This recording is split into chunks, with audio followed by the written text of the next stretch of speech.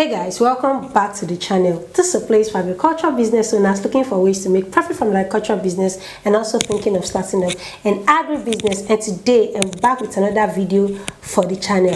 So for the past couple of months I've been filming only vlogs, and that's because from March to August is our planting season and I have to be on field to plant, do some farm setup, farm management and the rest. But right now we are currently in our August break. The rain has stopped for a bit, so we are resting. During this period of time I visited loads of locations. I visited Ilorin, Ogun State, Anambra, I went to Abeokuta, I went to a whole lot of places and I learned new things, okay? And one of the things I learned is what I'm bringing to the channel today. So last month, which I think that was in July, I visited a farm in Ilorin. Yes, a catfish farm in Ilorin. Shout out to my clients. Hello. So I visited a farm and I saw the wonders they are doing there. I'm not someone that's into catfish production. In fact, I don't like catfish production, poultry and the rest. I just focus on my crops and maybe my dog breeding. So getting to the land and the farm, I saw the wonders this person is doing. I'm like, I have to learn one or two things. So today I'll be talking about the things I learned when I went to Ilorin concerning catfish farming. I don't know the title I'm going to give to this video, but all I just want to talk about is the things I've learned on catfish farming. So if you're thinking of going to catfish farming, I'm going to call this like a guidance for you if you plan on going to catfish farming. Okay, it's good to be back, guys. If you're seeing me for the first time, hi, this is Odibe Juliet. I'm an agribusiness consultant. I talk about agriculture, farming, storage, and anything agriculture generally. Alright, so if you like content like this, make sure you smash the like button, smash the subscribe button, and let's dive in. So, yeah, a few things I want you to note if you plan on going into catfish production. The very first thing, like I do say, is have a target market, which is very, very important. There's no aspect of farming you want to go into that you don't have a target market. Your target market is the most important aspect. So, your market, are you selling the fingerlings? Are you selling the juveniles? Are you selling the table size? You need to have a target market in mind. Who are you selling to? Who do you want to sell to? Who you want to sell to will determine your production and the amount you are going to spend, which is your cost of production. Okay, so take for example, if I want to be selling the fingerlings with what I learned are those little ones that you have to, like the breeders. Yes, if I want to start selling the breeders, I want to go into the fingerlings. What I need to get is get a good breeding stock. In catfish, get a good breeding stock, then start reproducing. I'm not producing to table size, I'm just reproducing so that I can sell the fingerlings. So I'll be doing hashing and others. For those that are into catfish, you already know that. But if you are new, just pick a target market. Know who you are selling to. Are you selling the fingerlings to the new breeders, or do you want to produce to table size to sell to the final consumers? Okay, that's people that are into catfish barbecue and the rest, smoked catfish. Do you want to produce for those people? So you need to know who you are producing to. Okay, so that's the important thing you need to put in mind. Your target market. Who are you selling to? The next thing is your land. Yes, are you leasing your space? Are you purchasing it? Your land. Then your land and the type of pond you want to construct goes hand in hand. Okay, so if you are leasing the land, you will not want to go for maybe the earthen pond or the concrete pond. You'll be spending money when constructing structures. So if you're leasing your land, you might go for the tarpaulin type of fish farming. Okay, so the land you're getting, are you leasing it?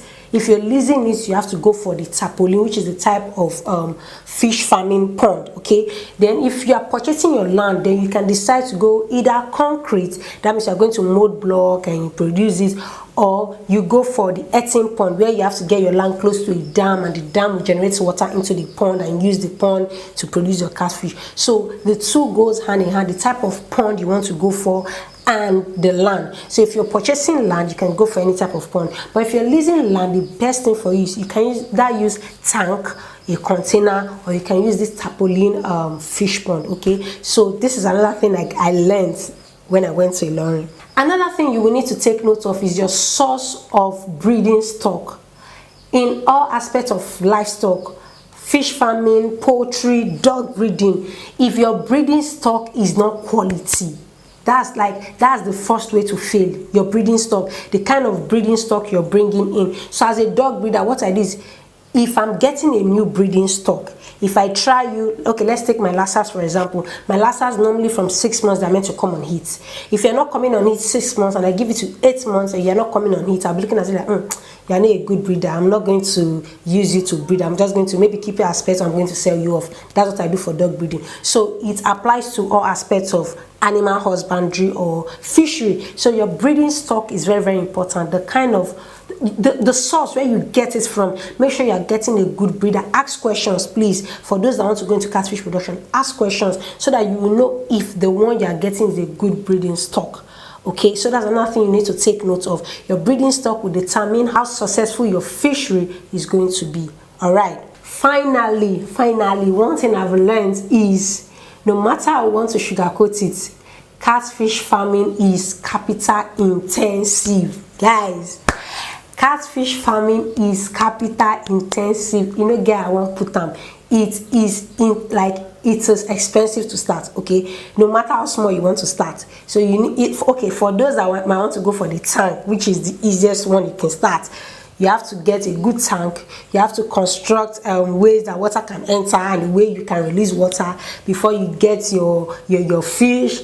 See, what I'll just say is with what I saw, because when I saw they were doing it on a large scale. You guys would have seen the clip. I'm going to leave the link somewhere up. The video on a visit to a catfish farm. Yeah, you can check that one out.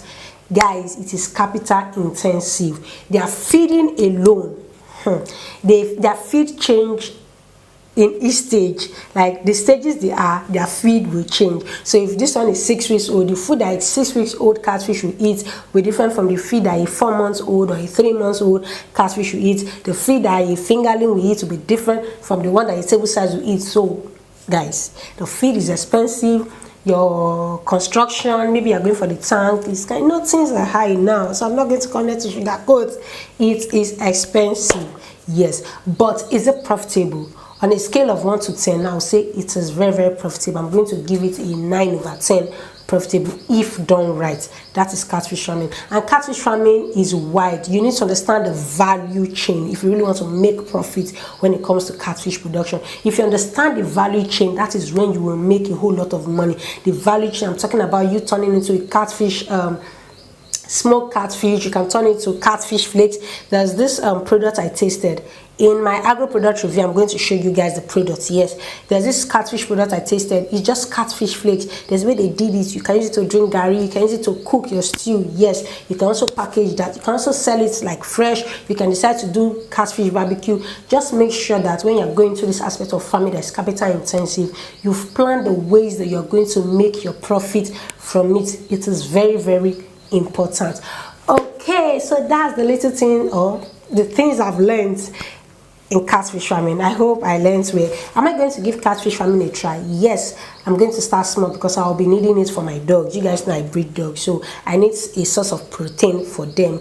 The catfish oil is a very good cod liver for them. It gives them the omega-3 oil, so I need it for them. So I might be considering catfish farming. You too should consider catfish farming. So if you're thinking of going to catfish farming and you don't know how to get started, I have couples of videos on catfish farming that you have to check out, and I've also brought in an expert to talk about catfish farming on the channel, so make sure you check out those videos and get started. All right, I hope you got value. I hope you enjoyed today's video. If you did, smash the like button, smash the subscribe button, and I'm going to see you in my next video.